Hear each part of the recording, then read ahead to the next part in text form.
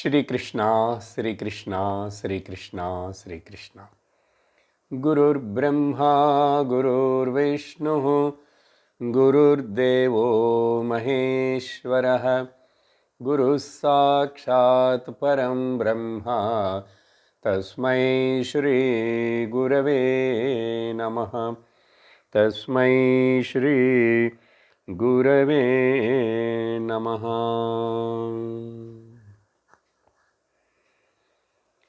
हरि ओम तत्सत्। వివేక చూడామణి 266వ శ్లోకం.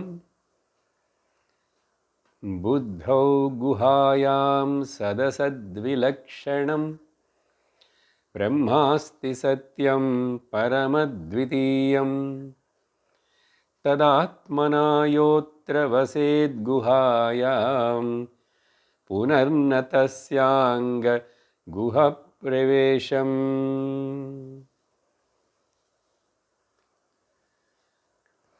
ఇప్పటి వరకు గడిచిన సత్సంగంలో ఒక 10 నిధిధ్యాసన ముఖ్యమైనటువంటి బ్రహ్మతత్వమును తెలియజేసేటువంటి శ్లోకాలను విన్నాం. మహావాక్య ఉపదేశము చేత నేను ఎవడను అనేటువంటి విషయం గురువుగారు చక్కగా విశదీకరించి ఉపదేశించిన తర్వాత కూడా మనిషిలో ఉన్నటువంటి పాత వాసనల మూలంగా అతడు ఇంకా ఆ వాసన క్షయం కోసం ప్రయత్నించి అప్పుడు జ్ఞాననిష్టను పొందాలి అని చెప్పటం కోసం ఈరోజు ఇప్పుడు 267 శ్లోకం నుంచి ప్రారంభించి ఒక 10 శ్లోకాలు ఈ వాసనలు అంటే ఏమిటి, ఆ వాసనలను ఎట్లా మనం తొలగించుకోవాలనే విషయాన్ని చెప్తున్నారు. చదువుదాం. జ్ఞాతే వస్తున్యపి బలవతి వాసనా అనాదిరేష కర్త భోక్తాప్య అహమితి దృఢా యాస్య సంసారహేతుః ప్రత్యగ్దృష్ట్యాత్మని నివసతా సాపనేయ ప్రయత్నాత్ ముక్తిం ప్రాహుస్తదిహ మునయో వాసనాతాననం యత్ తానవం యత్. శ్లోకముల యొక్క గూఢమైనటువంటి అర్థాన్ని తెలుసుకోవడానికి ముందు వాసనలు అంటే ఏమిటి అనే విషయాన్ని గురించి కొంచెం విచారణ చేద్దాం. వాసన అనే పదం ఇక్కడ మనము ముక్కు ద్వారా తెలుసుకునేటువంటి అనేక రకాల వాసనల గురించి కాదు. వేదాంతంలో శాస్త్రములో ఈ శాస్త్రీయ పదం టెక్నికల్ టర్మ్ వాసన అనేటువంటిది 3 రకాలుగా చెప్తాను. ఒకటి, మన మనస్సులో ఉన్నటువంటి తప్పైన భావనలు, వాటిని రాంగ్ నోషన్స్ అనొచ్చు. ఈ రాంగ్ నోషన్స్ అనేటువంటివి ఇప్పుడు ప్రపంచం చూస్తూ ఈ ప్రపంచంలో వ్యవహారం చేస్తున్నప్పుడు ఇప్పుడు అనుభవంలో కూడా తప్పైనటువంటి అభిప్రాయాలు, రాంగ్ నోషన్స్. అభిప్రాయాలు మనుషులకు ఒక్కొక్క విషయం మీద వేరువేరుగా ఉంటాయి లోకంలో, అప్పుడే కదా వెరైటీ. కానీ ఇక్కడ చెప్పేది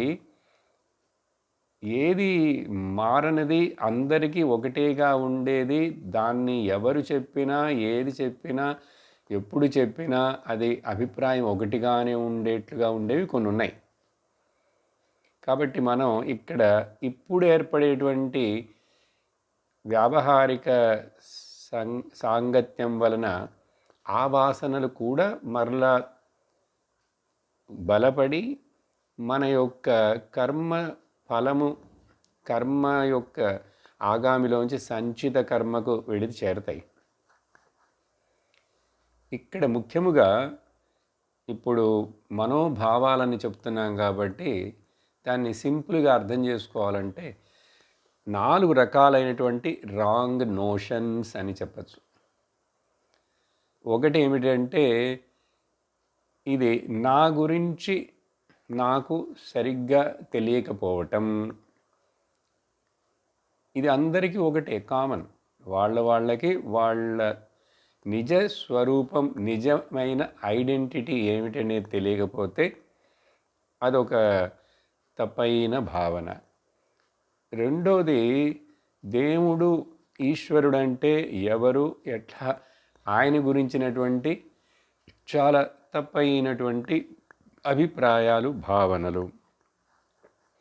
మూడవది, మన కళ్ళకు కనిపిస్తూ మనం నివసిస్తున్న ఈ వ్యావహారిక నామరూప జగత్తును గురించి కూడా, అసలు ఈ జగత్ ఏమిటిది అని దాని గురించి కూడా మనకు సరి అయిన ఇన్ఫర్మేషన్ సరిగ్గా తెలియకపోతే అది తప్పు అభిప్రాయం. నాలుగవది, చివరగా ఆధ్యాత్మిక సాధన లేక ఆధ్యాత్మిక మార్గము అంటే ఏమిటి అసలు అనేది కూడా దాంట్లో చాలా తప్పైన అభిప్రాయాలు.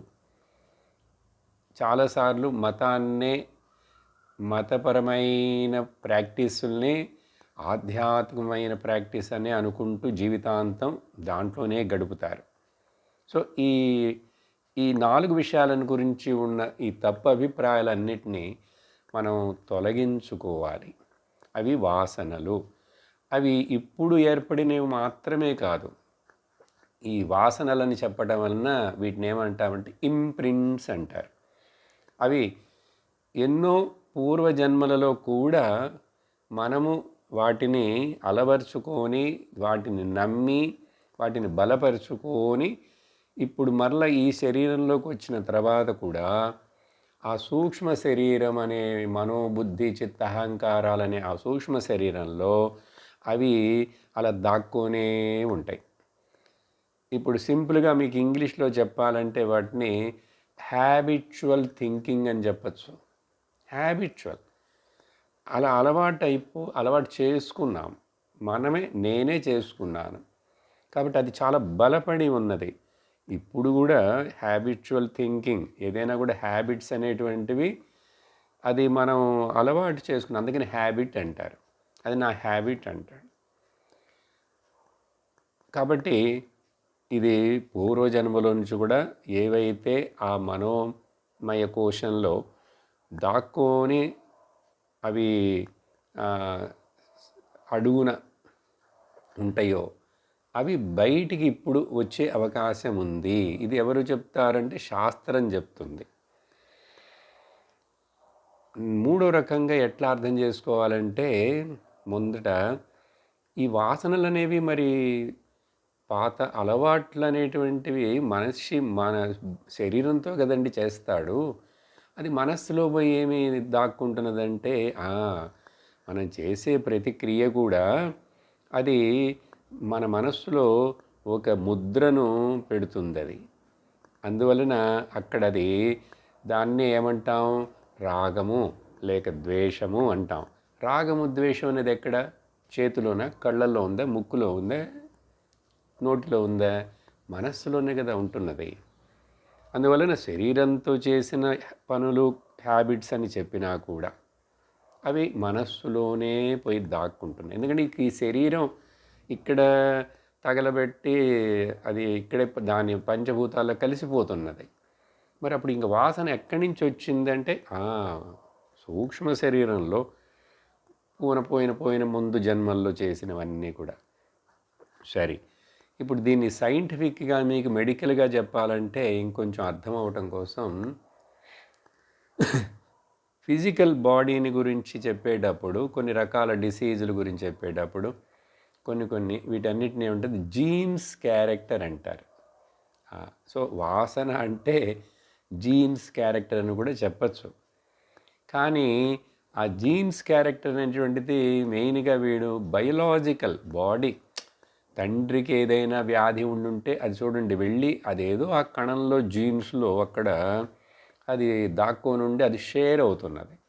అలాగే తల్లికి ఉన్నా కూడా. కాబట్టి ఆ జీన్స్ క్యారెక్టర్ తగినట్లుగా ఇప్పుడు తండ్రి పొడుగ్గా ఉన్నాడంటే పిల్లలు కూడా పొడుగ్గా పెరుగుతారు. లేక తల్లి చాలా పొట్టిగా ఉన్నది, తండ్రి పొడుగ్గా ఉన్నాడంటే ఒక్కొక్కసారి తల్లి యొక్క జీన్స్ తీసుకుంటే అందుకని పోలికలు అంటాం కదా. ఇప్పుడు వాసన అంటే అర్థమైందా మరి? అది ఎక్కడో వీళ్ళ దగ్గర ఉంటే వాడికి ఎందుకు రావాలి? అది అంతే మరి. అది అలా వాళ్ళ నుంచి వీళ్ళకి వస్తుంది కాబట్టి దాని జీన్స్ క్యారెక్టర్ అన్నారు. సరే, ఇది బయోలాజికల్ బాడీ గురించి చెప్తున్నాం. కానీ మనస్సులో ఇట్లా తండ్రి యొక్క మనస్సులో బుద్ధిలో ఉన్నటువంటి ఆ గుణాలు ఇక్కడ వీళ్ళకి అట్లాగే రావాలని లేదు. ఎందుకంటే అక్కడ షేర్ చేసుకునేందుకు అవకాశం లేదు. అందుకని వాడు ఆ జీవుడు తన యొక్క సొంత వాసనలతోటి పుడతాడు. అందుకనే ఒకే ఇంట్లో పుట్టినా కూడా ఇద్దరు పిల్లలు, ఒకడు ఒక రకంగా ఉంటున్నాడు, మరొకడు మరొక రకంగా ఉంటున్నాడు కదా. ఎందుకు? వాడి స్వభావం అంటున్నాం దాన్ని. ఇంకా వాడంతే, వాడు పుట్టినప్పటి నుంచి అంతే, వాడి రక్తంలోనే అది ఉందంటాం. ఏమది? కొన్ని రకాలైన బిహేవియర్స్ కానీ వాడి ప్రవర్తనను చూస్తే. కాబట్టి సూక్ష్మ శరీరం వచ్చే ఆ వాసనలు అవి వాడికి ఇక్కడ రెక్టిఫై అయి అంటే ఫలిస్తూ ఇక్కడ కనపడుతుంటాయి. అన్నీ కనపడాలని అవసరం లేదు, కొన్ని కనపడచ్చు, కొన్ని మళ్ళీ వచ్చే జన్మకి తీసుకెళ్తాం. ఇలా అనాదిగా ఈ వాసనా పరంపర. అర్థమైందా ఇప్పుడు? సరే, సింపుల్గా ఇప్పుడు కంక్లూషన్గా చెప్పాలంటే తప్పైనటువంటి మనోభావాలు, వాటిలో మంచి మనోభావాలు కూడా ఉండొచ్చు. రెండు మనోభావాలే, wrong notions and right notions. ఇప్పుడు ఈ రాంగ్ రైట్ అనేది ఎవరు నిర్ణయిస్తారు అనేది పెద్ద ప్రశ్న. అందుకనే ఇక్కడ మనుషులకు మధ్యలో, మతాలకు మధ్యలో తగాదాలు, పోట్లాటలు, అభిప్రాయ భేదాలు ఎందుకు వస్తున్నాయంటే ఇది ఎవరండి చెప్పేది ఇది రాంగ్ నోషన్, ఇది రైట్ నోషన్ అని? అప్పుడు మనం శాస్త్రాన్ని నమ్మాలి. శాస్త్రం చెప్తేనే ఇప్పుడు ఈ వాసనలన్నీ అని కూడా. సైన్స్ కూడా కొంచెం ట్రై చేస్తున్నది. ఇదేదో జీన్స్ క్యారెక్టర్ అంటే అది బయలాజికలే కాదు, అది కొంచెం మించి కూడా సైకలాజికల్ కూడా ఉంది అని. సైకలాజికల్ చూసారా? అందుకని ఇవన్నిటిని వాసనలు అంటారు. ఇలా ఇంతవరకు అర్థం చేసుకుంటే చాలు. అప్పుడు ఈ వాసనలు మనకు ప్రయోజనపడని, మనకు దుఃఖమును కష్టమును, ఇతరులకు దుఃఖమును కష్టమును ఇచ్చే విధమైనటువంటి మనోభావాలు రాంగ్ నోషన్స్. వాటిని ఆసురీ సంపత్తి అంటారు. అందుకనే శాస్త్రంలో, భగవద్గీతలో మనకు ఉపయోగపడే, నన్ను కష్టపెట్టకుండా, నా మనస్సుని దుఃఖపడకుండా శాంతిగా ఉండేట్లుగా చేసే, నా చుట్టూ ఉండే ఇతరులను కూడా శాంతిగా ఉండేట్లుగా చేసే, వాళ్ళకి ప్రయోజనంగా ఉండేటువంటి మనోభావాలు ఉంటే వాటిని సద్భావనలు, మంచి భావనలు అంటారు. సో దుష్ట భావనలు అండ్ సద్భావనలు. ఇప్పుడు అలాంటి వాసనల చేత ఏమవుతున్నదంటే ఇప్పుడు ఈ చదివినటువంటి 267 శ్లోకంలో ఇలా ఇంట్రడక్షన్గా మొదట శంకరాచార్యుల వారు మాట్లాడుతున్నారు.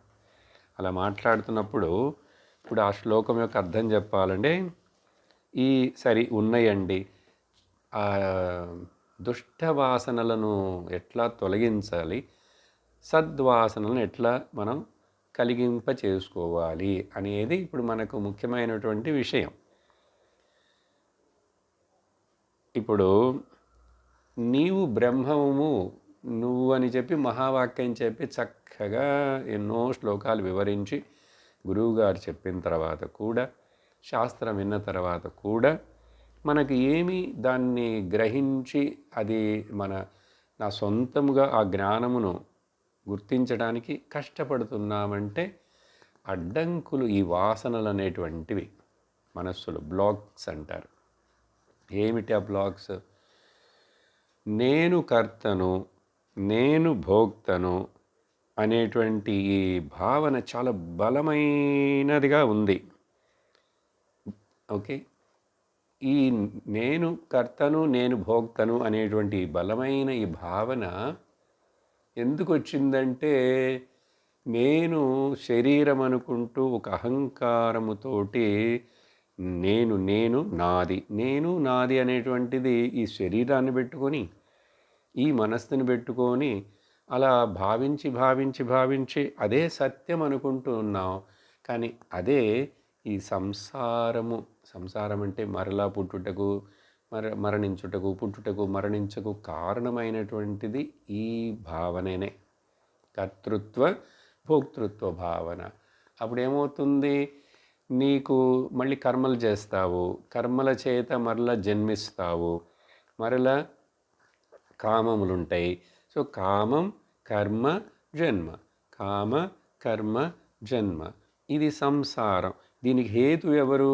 ఈ తప్పైనటువంటి భావన, ఈ తప్పైనటువంటి భావన, వాసన స్ట్రాంగ్గా ఉంటే దాన్ని వాసన అంటారండి.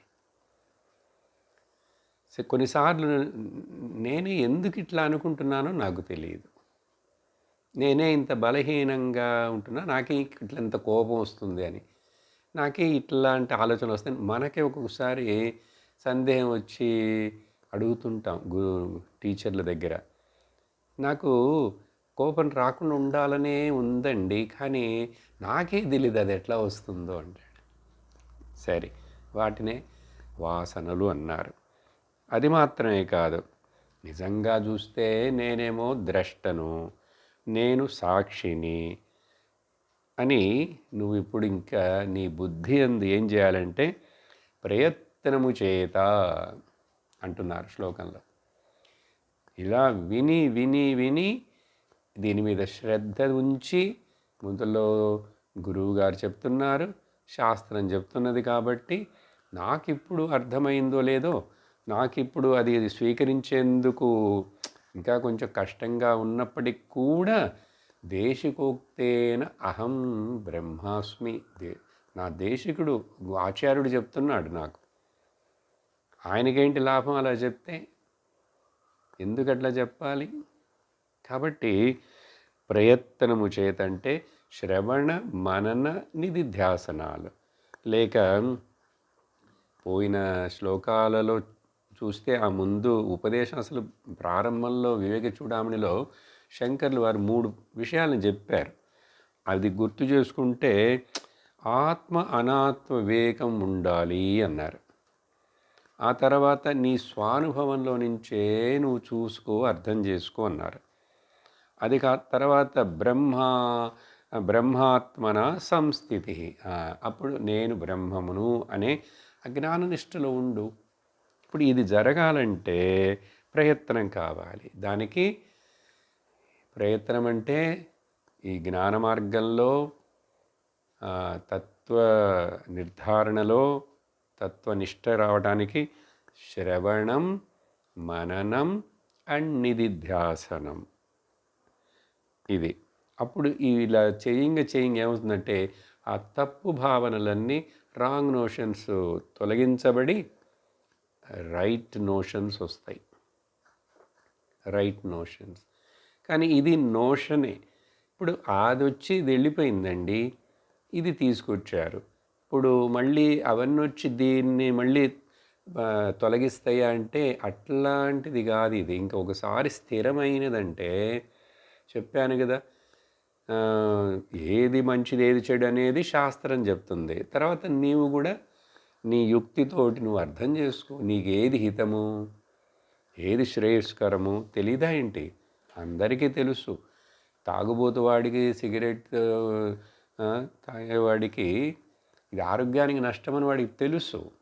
కానీ బలహీనత, తానుగా దానిలోంచి బయటికి రాలేకపోతున్నాడు. అలాగే మనకున్న ఈ వాసనలన్నీ క్షయం అవ్వాలంటే దానికి మార్గాలు కావాలి. ఇక్కడ టెక్నికల్గా శంకరాచార్యులు వారు చెప్తూ కొన్ని ఉదాహరణలు ఇస్తారు.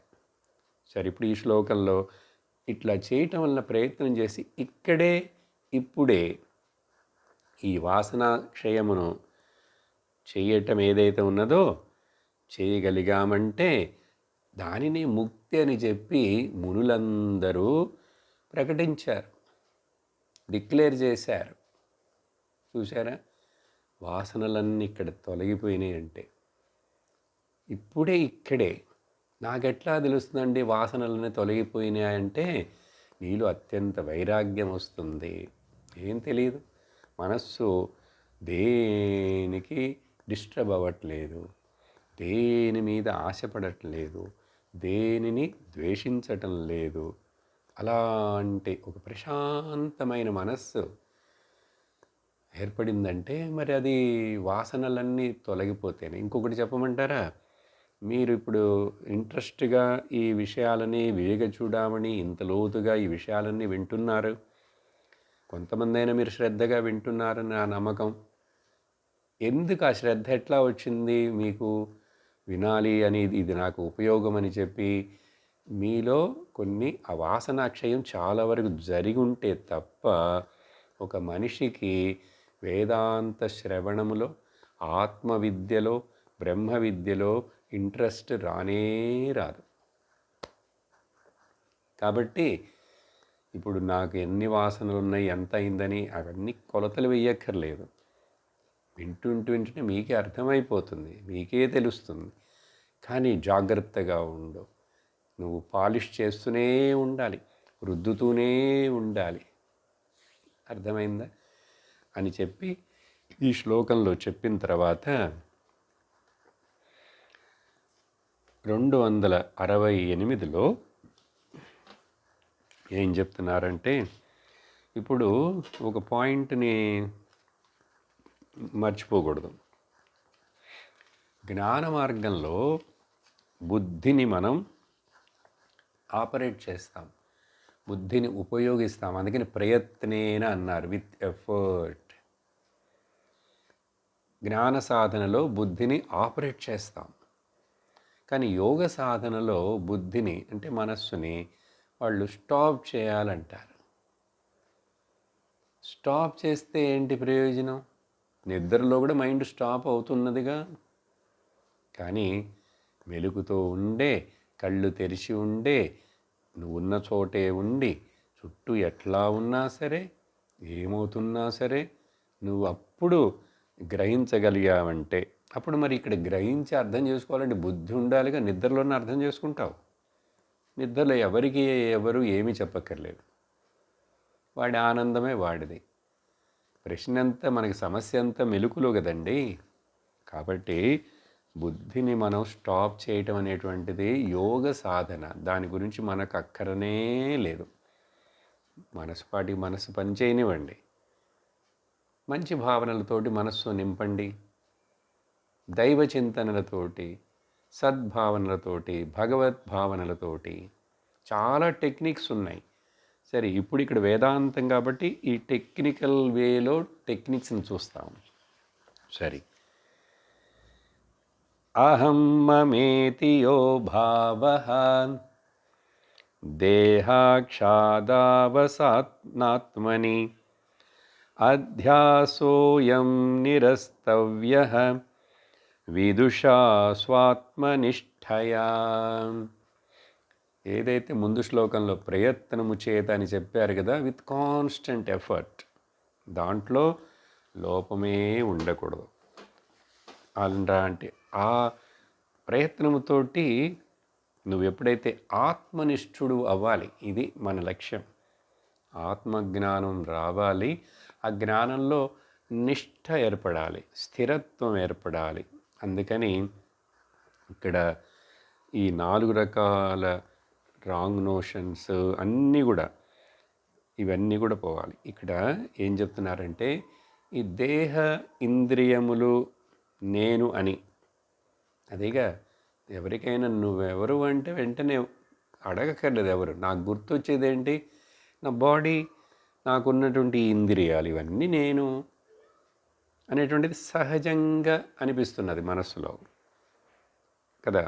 అని కానీ ఇదే నేను, ఇది నిజం అనుకోవటమే అనాత్మభావనం. అనాత్మభావనం.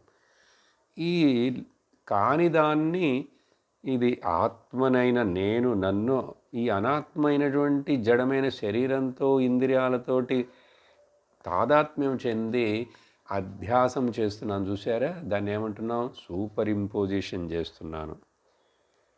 అప్పుడు ఈ అధ్యాసమును వివేకుడైనటువంటి వాడు వివేక చూడామణిని చక్కగా అన్ని శ్లోకాలు నిదానంగా అర్థం చేసుకుంటూ విన్నవాడు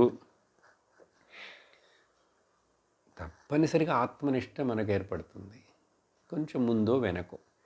అట్లాంటి ఆత్మనిష్ట చేత ఈ వాసనలనేవి నావి కాదు, ఈ మనోవికారాలు నావి కాదు, శరీరము ఇంద్రియములు నేను కాదు, అవి నావి కాదు, రెండు చెప్పాలి. అవి నావి కావు, అవి నేను కాదు, అవి నావి కాదు. అప్పుడు అట్లా చెప్పి ఎప్పుడైతే నిరాకరిస్తామో, ఆ నిరాకరణం ఎలా చెయ్యాలి, శాస్త్రము చెప్పింది గురువుగారు బోధిస్తారు ఇట్లా, కానీ చెయ్యవలసింది నేను. నీళ్ళ దగ్గరికి తీసుకెళ్తే గుర్రం నీళ్లు తాగాల్సింది ఆ గుర్రాన్ని నేను తీసుకెళ్తా నీళ్ళ దగ్గరికి. అట్లాగే నేను ఇది నేను సాధించి తీరాల్సిందే అని చెప్పి నేను భగీరథ ప్రయత్నం చేయాలి. వదలను, మిగిలినవన్నీ కొంచెం కాంప్రమైజ్ అవుతాను, వాటన్నింటినీ తగ్గించుకుంటాను ఏమైనా కానీ. ఎందుకంటే ఈ అతి అద్భుతమైన ఈ శరీరం అనే మనుష్య దేహం దొరికినప్పుడు దీన్ని నేను దుర్వినియోగం చేసుకోవచ్చా అని చెప్పి ఇక్కడ ఆ విషయాన్ని చెప్పారు. ఆ తర్వాత అప్పుడు ప్రయత్నము ద్వారా జ్ఞాననిష్ట కావాలి. అందుకని గురువుని ఆశ్రయించాలి. ఒక గురువుని ఆశ్రయించి systematic teaching step by step మనకు అర్థమయ్యేట్లుగా చెప్పే సత్సంగం కావాలి. ఇలా చెప్పిన తర్వాత 269లో ఏమంటున్నారంటే, ఇప్పుడంతా ప్రిపరేషన్ లాగా చెప్తున్నారు, అందుకని నేను వాసనలు అంటే ఏమిటని మీకు ముందు వివరించాను. జ్ఞాత్వా స్వం ప్రత్యగాత్మానం బుద్ధి తద్వృత్తి సాక్షిణం సోహమిత్యేవ సద్వృత్త్యా అనాత్మన్యాత్మమతిం జహి. ఇక్కడ ఏం చెప్తున్నారంటే, అసలు నీ బుద్ధిలో మనసులో కలిగే అన్ని వృత్తులంటే అనేక రకాలైనటువంటి థాట్స్, ఆలోచనలకి ఎవరు సాక్షిని అయినటువంటి నేను నిజంగా నేను సాక్షిని, నేను చూస్తున్నాను, అక్కడ శరీరంలో జరిగే మార్పులను చూస్తున్నాను, బుద్ధిలో మనసులో జరిగే మార్పును చూస్తున్నాను, వికారాలను, శరీరం నశించబోవడం చూస్తున్నాను, పెరిగింది చూశాను, అన్నీ నేను చూస్తున్నాను, నాకు సాక్షిగా చూస్తున్నాను, విట్నెస్ సరిగా. కానీ అప్పుడు చూస్తున్న నా నిజస్వరూపం ఏంటి, నేను చూస్తున్నానంటే అర్థం కళ్ళతోని కాదండి, బుద్ధి జ్ఞానంతో. జ్ఞానస్వరూపం నేను కాబట్టే బుద్ధిలో జ్ఞానం ఉంది అనుకుంటుంటాం, కానీ ఆ బుద్ధిలోనే ఈ జ్ఞాన వృత్తి రావాలి. వచ్చిన తర్వాత బుద్ధిని నేను అసలు సాక్షిగా చూసేవాడిని. అప్పుడు ఎలా సాధ్యం అది, నేను నిజంగా నేనున్నాను, నేను ఉండి ఉనికిగాను ఎరుకగాను ఉండి అన్నిటినీ తెలుసుకుంటాను. ఇప్పుడు నేను లేకుండా, నేను ఎరుకతో లేకుండా ఉంటే నాకెట్లా మిగిలినవి తెలుస్తాయి? ఎట్లా తెలుస్తాయి?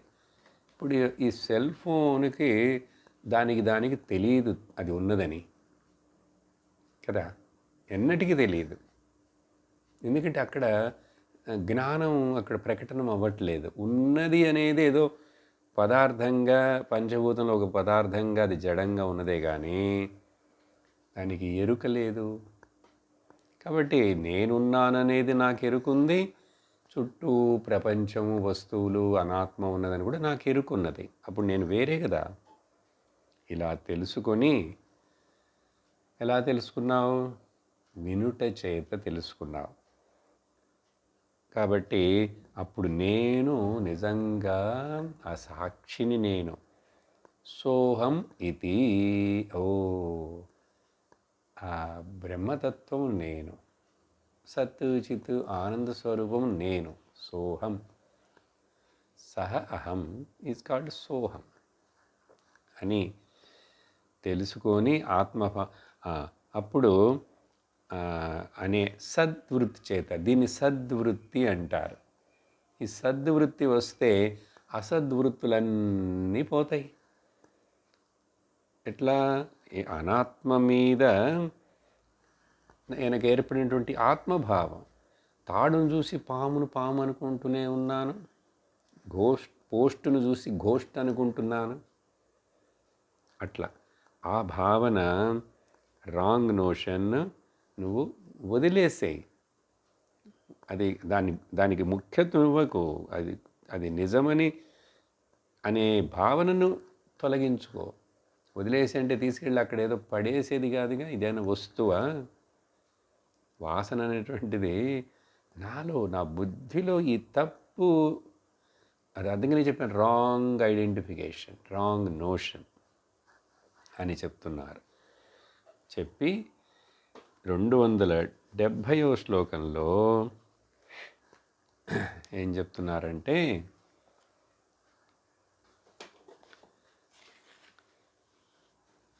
అందుకని టెక్నిక్లు ఆయన ఏం చెప్పట్లేదే అనుకోకూడదు. చూసారా, ప్రయత్నము ద్వారా అన్నారు, గురువుని ఆశ్రయించి అన్నారు, వినుట ద్వారా అన్నారు. ఇప్పుడు ఇక్కడ నువ్వే బుద్ధి సాక్షి అని చెప్పి గుర్తించమన్నారు. ఇదంతా సాధనే కదా. ఎందుకంటే మళ్ళీ ఏదో పెద్ద సాధన తలగిందులుగా నిలబడమంటారా, కొండకి దిగమంటారా అని అడగకూడదు. అట్లా అప్పుడు అనాత్మ భావాన్ని, ఆత్మ మీద భావించబడ్డ తప్పైన అనాత్మ భావను వదిలేసేయి అన్నారు. తర్వాత శ్లోకం, లోకానువర్తనం త్యక్త్వా దేహానువర్తనం, శాస్త్రానువర్తనం త్యక్త్వా స్వాధ్యాసాపనయనం కురు, అధ్యాసాపనయం కురు. ఇక్కడ జాగ్రత్త చదవకపోతే స్వాధ్యాయం అని వస్తుంది. అధ్యాస అపనయనం, అధ్యాసాపనయం. ఇప్పుడు ఇక్కడ చెప్తున్నారు ఇంకా స్ట్రైట్ అయినటువంటి టెక్నిక్. ఏం చేయమంటారు? నువ్వు ఏం చేయాలంటే, వాసనలు పోవాలంటే లోకం మీద, ఈ లోకం పోయే పోకడలో, this is the fashion of the day అండి. లోకాన్ని గురించి చెప్పాం కదా, దాంట్లో చాలా నావెలిటీ, బ్యూటీ, వెరైటీ అన్నీ ఉంటాయి బాబు, ఉన్నాయి, మేము ఒప్పుకుంటాం. కానీ అడుగుతున్నాం, స్టెబిలిటీ ఉందా? స్టెబిలిటీ లేదు కాబట్టి దాంట్లో రిలయబిలిటీ ఉందా?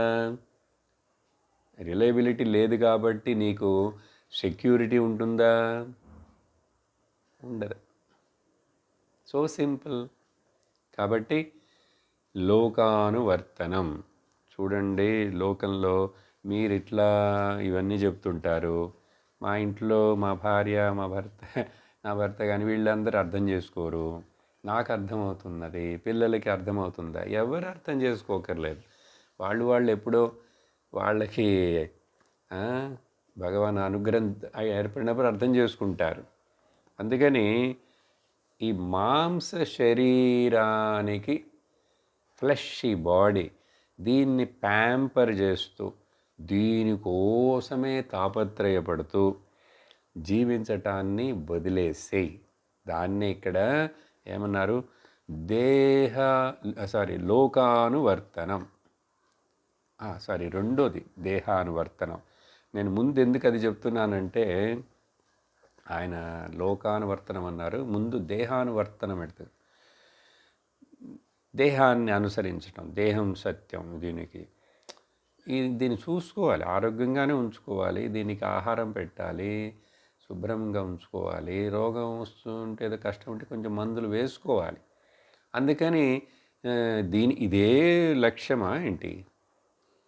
ఇది ఇది పడిపోయే లోపల, అది నిన్ను వదిలేసే లోపల నువ్వు వైరాగ్యంతో నీకు నాకు సంబంధం లేదు, నువ్వు ఉన్నావు, నిన్ను సరిగ్గా ఇట్లా ఉపయోగించుకొని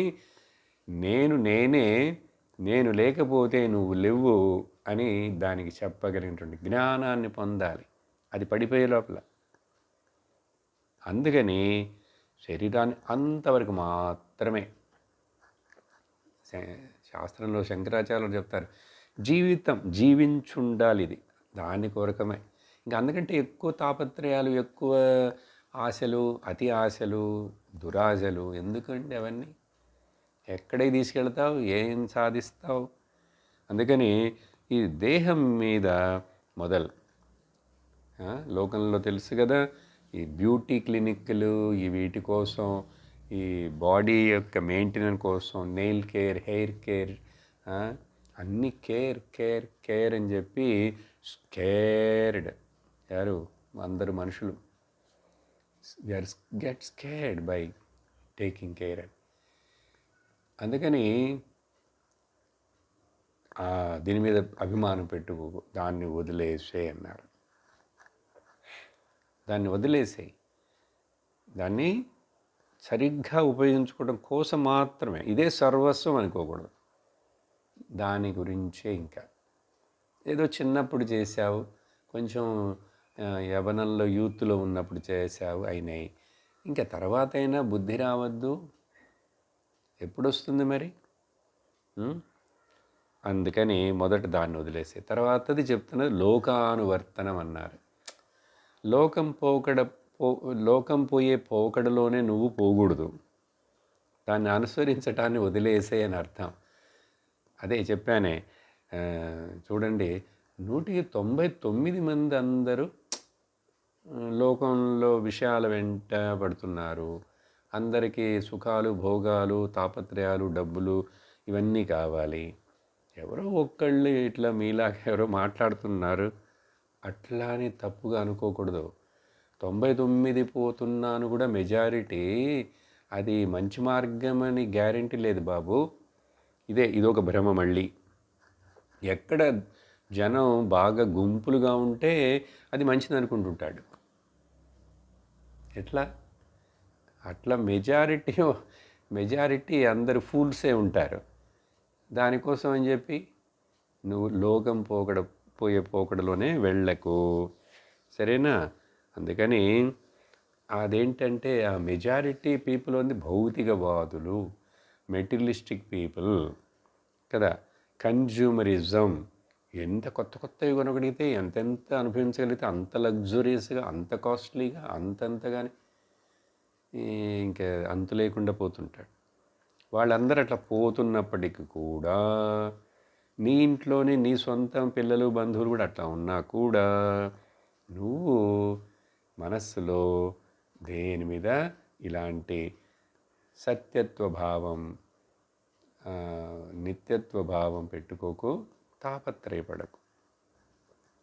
మూడోది ఏం చెప్తున్నారంటే, లౌకిక విద్యల మీద ఉన్నటువంటి తప్పైన భావన కూడా వదిలేసే. ఇక్కడ శాస్త్రానువర్తనం కూడా వదిలేసే అంటున్నారు.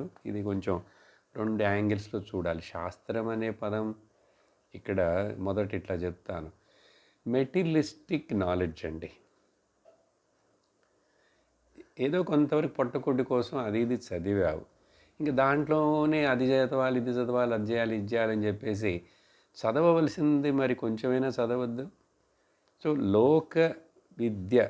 లౌకిక విద్యగా చెందినటువంటివి అవి ఎక్కువ, వాటిల్లో బుర్ర బద్దలు కొట్టుకోకు అని చెప్పి, లేక శాస్త్రం అని చెప్పినప్పుడు, ఈ శాస్త్రం అని వచ్చినప్పుడు కూడా ఇక్కడ ఏం తీసుకోవాలంటే, రకరకాలైనటువంటి ఆర్ట్స్, సైన్సెస్ ఇవన్నీ కూడా, లేక ఈ భాష వేద అంగములను చూసినా కూడా వ్యాకరణం, నిరుక్తం, ఛందస్సు, జ్యోతిషం, తర్కం, ఇవన్నీ ఎన్నో ఉన్నాయి రంగాలు. వ్యాకరణం, వాటిల్లోనే ఇన్నిన్ని సంవత్సరాలు చదువుతూ ఇంకా చదువుతూ దాంట్లో ఏదో రీసెర్చ్లు చేయాలి, దాంట్లో పిహెచ్డి చేయాలని చెప్పి ఇట్లా శాస్త్రం కూడా ఒక వాసనగా అయిపోతుంది నీకు. శాస్త్రం ఎంతవరకు ఏమిటంటే, లేక కేవలం వల్లించడం కోసమే శాస్త్రం అంటే వేదముల యొక్క పూర్వకాండమును ఆ కర్మకు సంబంధించిన మాత్రం చాలా డీటెయిల్డ్గా చదువుతాడు. ఎందుకంటే అది పెద్దదిగా ఉంది. 3 వంతులు అది ఉంటే, ఒక వంతుని వేదాంతము, ఇవన్నీ కూడా జ్ఞానకాండం, అది 3 వంతులు ఉన్నందువలన అది పెద్దదిగా ఉన్నందని నీ ఆయుష్ అయిపోతుంటే మరి అది చూసుకోకుండా ఇంక జీవితాంతం అవే వాటిల్లో ఇంకా పోతుంటే అవి అంతుండవు. ఇలాంటి ఒక మనిషిని చూసే కదా శంకరాచార్యులు వారు భజగోవిందని రాశారు. ఏమైంది అక్కడ? ఒక 80 ఏళ్ళ వయసు ఉన్నవాడు ఎప్పుడు ఏదో జపం చేస్తున్నట్లుగా డుక్రింకరణే అనేటువంటిది ఒక వ్యాకరణ సూత్రం. అది దాన్ని ఇట్లా జ్ఞాపకం పెట్టుకోవడం కోసం వల్లిస్తూనే ఉంటారు. ఈ వేద పాఠన చేసేవాళ్ళు కూడా పఠనం చాలా చదువుతూనే ఉండాలి. ఎందుకంటే అన్నీ మన పాఠం అయిపోవాలి. అర్థాలు తెలుస్తో లేదో తెలుసుకుందామని ఆశ ఉండదు. ఎందుకంటే ఇంక అవి తెలుసుకుంటే కొంచెం బయటికి వెళ్ళి మంత్రాలు చెప్పి ఆ గుళ్ళో పూజలు అవి చేయిస్తూ ఉంటే కొంచెం దక్షిణలు వస్తాయి. అందుకే ఆ వేదం చదివేది అదొక్కటేనా పర్పస్. దానికోసం 12 సంవత్సరాలు చదువుతారు. ఇంకా కొంతమంది ఇంకా దాంట్లో అదే అంగాలు చదవాలని చెప్పి ఇట్లా శాస్త్రం అనేది ఒక పెద్ద అది సముద్రం లాంటిది. అనంత శాస్త్రం, బహువేదితవ్యం, అది అనంతంగా ఉంది. తెలుసుకోవాల్సింది చాలా ఉంటాయి, చాలా బ్రాంచీలు ఉంటాయి, ఎన్నెన్నో ఉంటాయి. కానీ అల్పస్య కాల, నీ ఆయుష్ ఎంత? అది మాత్రమే కాదు, బహవశ్చ విఘ్నాః, ఆబ్స్టకిల్స్, అడ్డంకులు ఎన్నో ఉన్నాయి. ఎన్నో అడ్డంకులు వస్తున్న, ఆయుష్ అల్పముగా ఉన్న ఈ శరీరం, ఈ జీవితాన్ని అనంతమైనటువంటి శాస్త్రం అని చెప్పి దాంట్లోనే పడిపోయి ఇంక మునిగిపోతావా? ఇది కూడా ఒక వాసనగా అవ్వకూడదు అంటున్నారు. అని చెప్పి ఈ మూడిటిని నువ్వు తొలగించుకొని లౌకిక విద్యలకి మాత్రం ముఖ్యస్థం ఇవ్వకుండా నువ్వేం చేయాలి? శక్తిని, దానికోసం సమయాన్ని వృధా చేయకుండా ఇప్పుడు నీ వయస్సు ఎంత, నువ్వేం చేయాలి, ఆ తర్వాత స్టెప్ ఏంటి, ఆ తర్వాత ఏంటి అని చెప్పి జీవితం యొక్క లాంగ్ టర్మ్ గోల్ని మర్చిపోకూడదు కదా. అప్పుడు ఇట్లా నీ గురించి, నీ పైన నీ చేతనే ఏర్పడ్డ ఆ అధ్యాసలను నువ్వు తొలగించుకో, అధ్యాసమును అని చెప్తున్నారు. ఇప్పుడు ఇక్కడ ఈ పాయింట్ మనకు ముఖ్యం. అందువలన ఏది ఈ 3 రకాలైన విషయాలు చెప్పారు, వీటిని వదిలేయమంటున్నారు. ఈ మూడిటిలో అన్నీ ఉన్నాయి, సపరేట్గా చెప్పక్కర్లేదు, బ్రాడ్ హెడ్డింగ్గా చెప్తున్నారు. కాబట్టి ముఖ్యం కాబట్టి దాన్ని మరలా వివరిస్తున్నారు 271లో ఏం చెప్తున్నారంటే, లోకవాసనయా జంతోః శాస్త్రవాసనయాపి చ దేహవాసనయా జ్ఞానం యథావత్ నైవ జాయతే. అందువలన బాబు అవి ఎంతవరకు అనేటువంటిది నీకు తెలియాలి. కొంతవరకే అవి, okay, enough of it, not further. లోకవాసనలు ఉన్నాయి చూసావా, ఈ జంతువుకి అంటున్నారు. జంతువు అంటే మనందరం జంతువులమే. జాయతి ఇది జంతువు, పుట్టాం కదా. అందుకని శాస్త్రాన్ని కూడా ఒక వాసనగానే చెప్పబడుతున్నది అని చెప్పి, సహజంగా ఈ నా బృహదారణ్యకోపనిషత్తులో వీటిని ముఖ్యంగా ఏషణలు అంటారు. ఏషణలు అంటే ఆశలు, ఏషణలు అంటే కోరికలు, అటాచ్మెంట్. ఏం చెప్తుందంటే బృహదారణ్యకోపనిషత్తులో పుత్రేషణ, విత్తేషణ, లోకేషణ అని 3 హెడ్డింగ్లు చెప్పేసింది. అన్నీ దాని కింద వచ్చేస్తాయి. మీకు అర్థమైపోతుంది. పుత్రులు అంటే అదే చిల్డ్రను, గ్రాండ్ చిల్డ్రను, ఇట్లా పుత్రేషణ.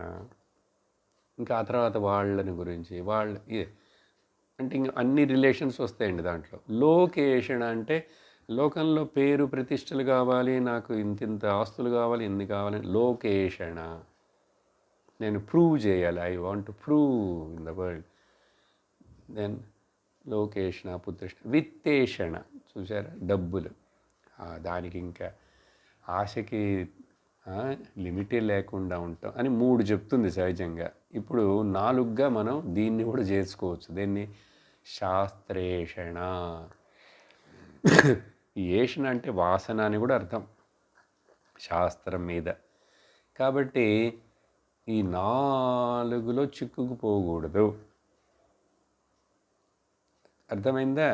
జీవిత మనుగడ కోసం మాత్రమే ఎంతో అంతవరకు ఉపయోగించుకోవాలి. అది అవన్నీ ముఖ్యం కాదు. అంటే అర్థం ఏంటంటే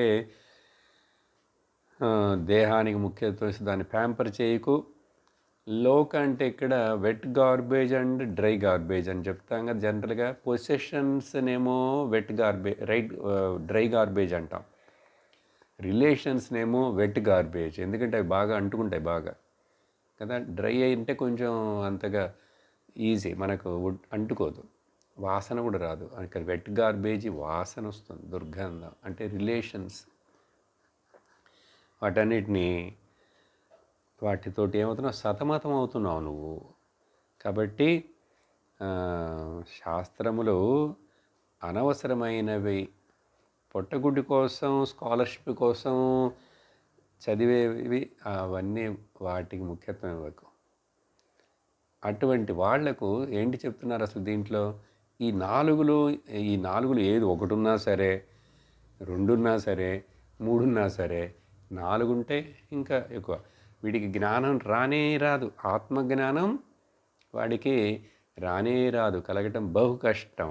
అందుకని మొదట్లో వాటిని తగ్గించుకో, క్రమంగా వాటిని బలహీనపరిచేసేయి, లేకుండా చేసేసుకో అని చెప్పారు. అలా చెప్పి ఈ 200 ఇది ఎంత బలంగా ఉంటాయి వీటిల్లో అంటే ఒక ఉదాహరణ చెప్తాను మీకు. ఇక్కడ శంకరాచార్యులు వారు వేరే ఉదాహరణ ఇవ్వబోతున్నారు ఇప్పుడు. దానికి ముందు ఇది చెప్తాను. భాగవతంలో భరతుడు కథ ఉంది.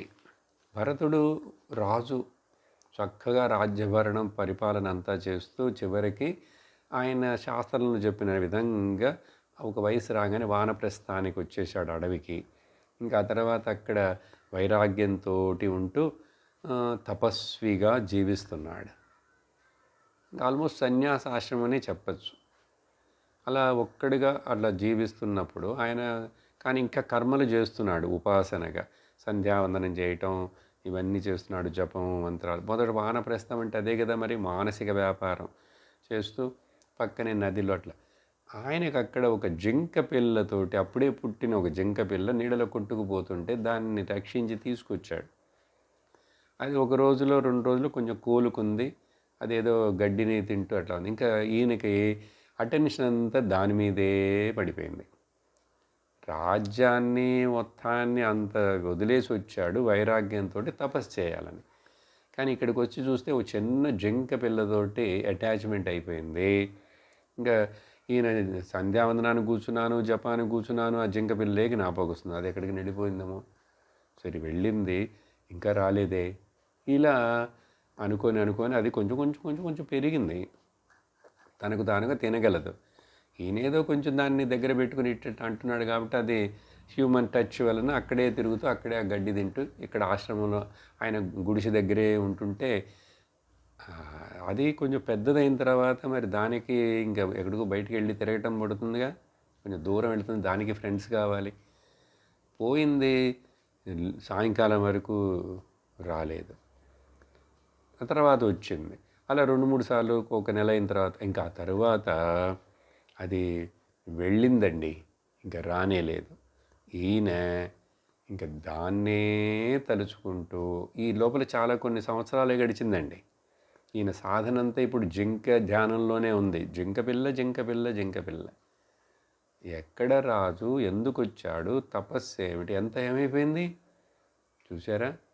అంత చిన్న లోకేషణ ఆ జీవిని రక్షించాడు ఆ రోజు, అంతటితో అది వదిలేయటమే. అది దానికంటే అది బతుకుతుంది, నీకెందుకు దాంతో అటాచ్మెంట్. అలాగే మన కుటుంబంలో మన పిల్లలు వీళ్ళందరూ కూడా వాళ్ళని పెద్దవాళ్ళు చేసాం, చదివించాం, వీళ్ళు అంతే. ఇంక వాళ్ళు పెరుగుతారు, రెక్కలు వచ్చేస్తున్నాయి వాళ్ళకి.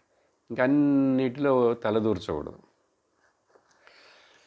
ఇంకా వాళ్ళని స్నేహితుల్లాగా చూడాలి కానీ వాళ్ళకి ఇంక డిక్టేట్ చేస్తూ డిక్టేటర్షిప్గా ఉండకూడదు. అన్ని వాళ్ళుగా వచ్చి ఏదైనా సలహా అడిగితే అది మాట్లాడాలి గౌరవంగా, ఏదైనా చక్కటి సలహా లేకపోతే వద్దు. అట్లా లోకేష్ను వదిలేయాలి. మరి ఆ భరతుడు చివరికి ఏమైంది చూడండి, ఇంకా ప్రాణం పోయే సమయం కూడా అదే అనుకుంటూ చచ్చిపోయాడండి. ప్రాణం వదిలేస్తే భాగవతంలో కథ, మరుజన్మలో జింకగా పుట్టాడు. అయ్యో, ఇంత తపస్సుకు వచ్చి చేస్తున్నవాడు జింకగా పుట్టాడు. ఆమె చివరిలో ప్రాణం వదిలేటప్పుడు ఏ థాట్ అయితే ప్రిడామినెంట్గా ఉంటుందో అది ముఖ్యంగా అక్కడ బలంగా ప్రకటనమవుతుందని చెప్పి శాస్త్రం చెప్తుంది. భగవద్గీతలో 8వ అధ్యాయంలో క్లియర్గా చెప్పారు.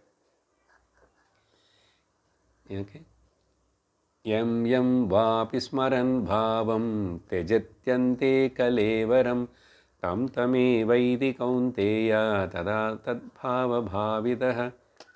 చివరిలో ఏది స్మరిస్తూ శరీరాన్ని వదులుతావో ఆ థాట్ ప్రిడామినెంట్గా ఉంటుంది. అందుకని జాగ్రత్తగా ఉండాలి. అందుకని అంతే నారాయణ స్మృతి అంటే సడన్గా వస్తుందా ఏంటి?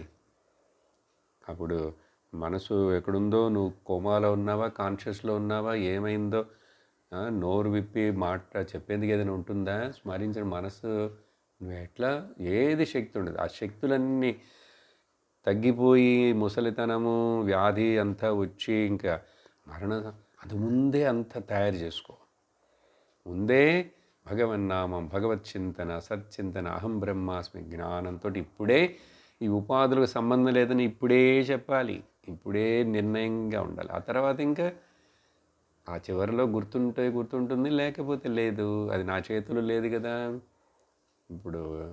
ఇప్పుడు గుర్తుంటే చాలు బాగా, సరేనా? అందుకని ఆ ఉదాహరణ సరే. ఆ కొంచెం తర్వాత ఏమైందో తెలుసా, జింకగా పుట్టాడా. అక్కడ ఆయనకి కొన్ని మంచి వాసనలు ఉన్నాయి ఆయనకి, ఆశ్రమము అట్లా, ఇంకా వైరాగ్యం గుర్తున్నాయిటేవో కొన్ని ఉండటం వలన ఏం చేసింది ఆ జింక, మామూలు జింకల్లాగా బయటికి వెళ్ళి అట్లా తిరగకుండా ఋషుల యొక్క ఆశ్రమంలోనే, ఆ మునుల దగ్గరనే అట్లాగే ఉంటూ అదే చింతనతోటి ఎప్పుడు ఈ శరీరాన్ని ఇంక వదిలేసేయాలి, ఇంక నాకు మరలా దేహం రాకూడదని కాచుకొని వెయిట్ చేస్తూ ఆ చింతనతోటే దేహాన్ని వదిలేసింది ఆ జింక. వాసన చూసారా? కాబట్టి వాసన అనేటువంటిది ఈ జంతువుని జింకని చెప్పి ఎందుకు మనకు నేర్పిస్తున్నారంటే కదా, జరిగి ఉండొచ్చు వాసన, కానీ మంచి వాసన ఉండుట చేత అది మరలా తొందరలో బయటపడి కానీ ఒక జింక జన్మ ఎత్తాల్సి వచ్చింది. ఒక జన్మ పోయింది. ఆ తర్వాత జన్మలో ఇట్లా జాగ్రత్తగా ఉండుట చేత మంచి ఒక కుటుంబంలో పుట్టాడు ఆయన, బ్రాహ్మణ కుటుంబంలో. తర్వాత అక్కడ జ్ఞానిగానే వచ్చేసాడు. ఇంకా దేంతో ఈ పుత్రేషణ, విత్తేషణ, లోకేషణ, శాస్త్రేషణ ఏది ఉండకూడదని చెప్పి అట్లా నిష్టలో ఉండి జడభరతుడుగా పేరు పొందాడు. జ్ఞానిగా ఉండి ఆ జన్మలో శరీరాన్ని వదిలేశాడు. చూశారా?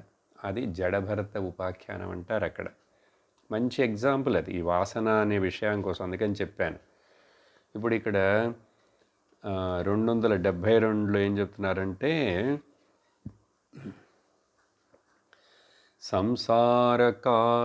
సంసారకారా గృహమోక్షమిచ్ఛాః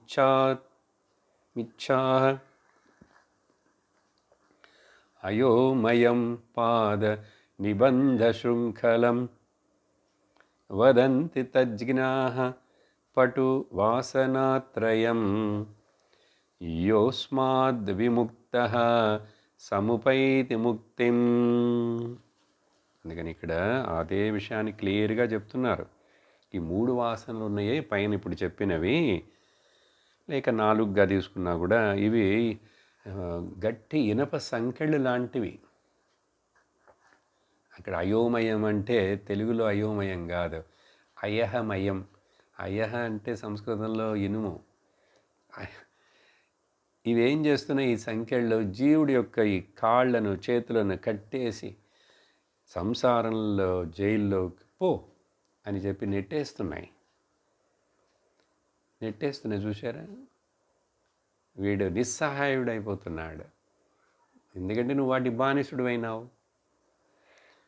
అసలు నువ్వు నిజంగా బాసువి, నువ్వెట్లా బానిసుడు అవుతావు? కానీ ఎవరైతే ఈ 3 వాసనలను ఇక్కడ చక్కగా ఈ గురువు శాస్త్రం యొక్క సహాయంతో వాటిని విముక్తుడైతాడు ఈ 3 నుంచి, నిజంగా వాడే ముక్తిని పొందినవాడు. అతన్ని జీవన్ముక్తుడని పిలవగలం. అర్థమైందా అని చెప్పి జీవన్ముక్తుడు అగుతాడు అని చెప్పారు. చెప్పిన తర్వాత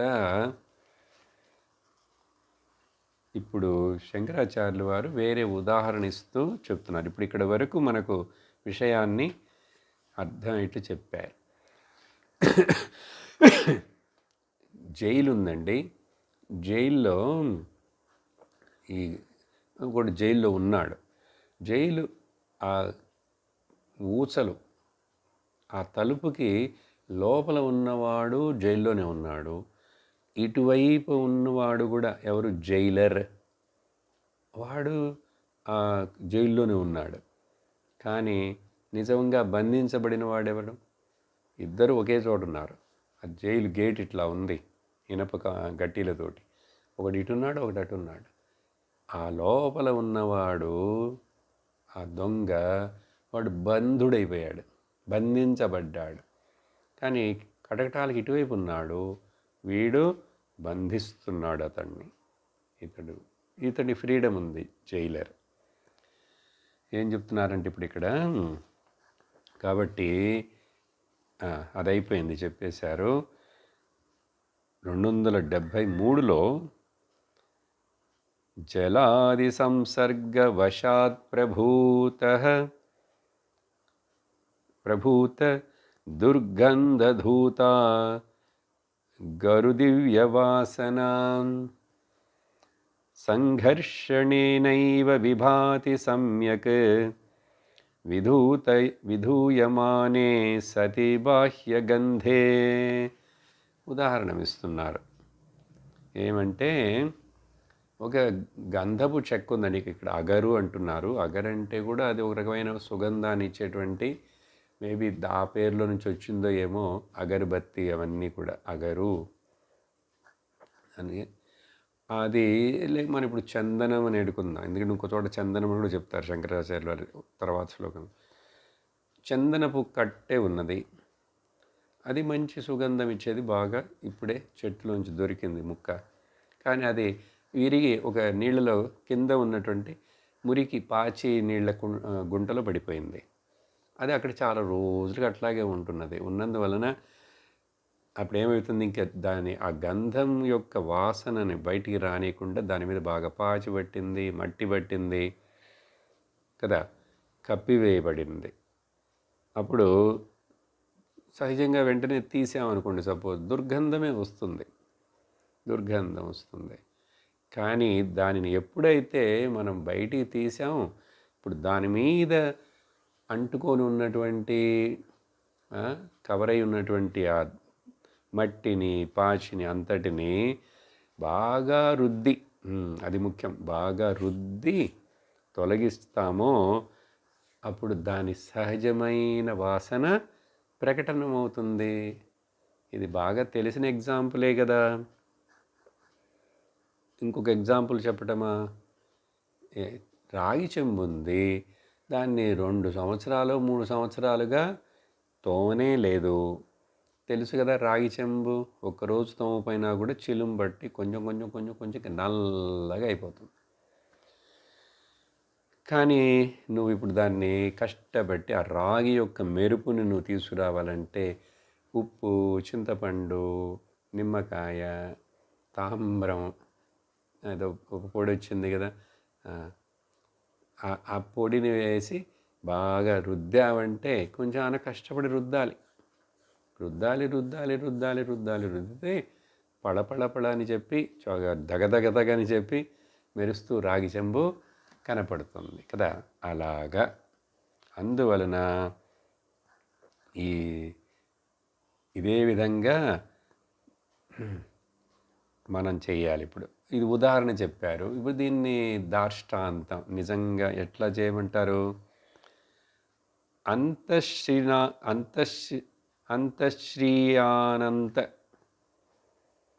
అంతశ్రితానంత దురంత వాసన అన్నారు. ఆ పదం ఒకటి ఏంటంటే అక్కడ ఇది ఉంది 274లో చదవాలి. అంతశ్రితానంత దురంత వాసన ధూళి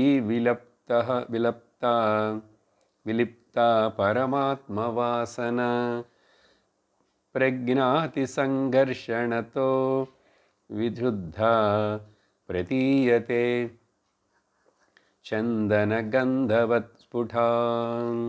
ఇదొక్కటి అర్థం చెప్పి నిలిపేస్తాను. ఇప్పుడు ఆ ఉదాహరణ అర్థమైంది కదా. అలాగే ఇప్పుడు ఇక్కడ నీ మనస్సు అనే దాంట్లో ఏమైంది? అది నిజంగా మంచి ఉపయోగకరమైన వస్తువే మనస్సు. మనస్సేవ మనుష్యాణం కారణం బంధమోక్ష అని చెప్పాం కదా. అదే బంధానికి కారణమవుతున్నది, అదే మోక్షానికి కారణమవుతున్నది. ఇప్పుడు అటువంటి ఆ మనస్సులో అంతఃకరణంలో శ్రితానంత దురంత వాసన, అక్కడ కూర్చొని ఉన్నటువంటి ఏంటది పేరుకొని ఉన్నటువంటి అతి దుర్గంధాన్ని కలిగించేటువంటి తప్పైన రాంగ్ నోషన్స్, భావాలు, వాసనలు, అవి ఈ మట్టిలో కప్పివేసినట్లుగా పరమాత్మ వాసనను కప్పివేసినవి. పరమాత్మ వాసనను కప్పివేసినాయి చందనంలాగా. కానీ ఇప్పుడు ఏం చేయాలి? ప్రజ్ఞాతి సంఘర్షణత. ఇక్కడ ప్రజ్ఞ అంటే మహావాక్యాల యొక్క విశ్లేషణ ద్వారా, లేక నీ యొక్క బుద్ధిని చక్కగా ఉపయోగించి, ప్రజ్ఞానం బ్రహ్మ మొదటి మహావాక్యం, అయమాత్మ బ్రహ్మ.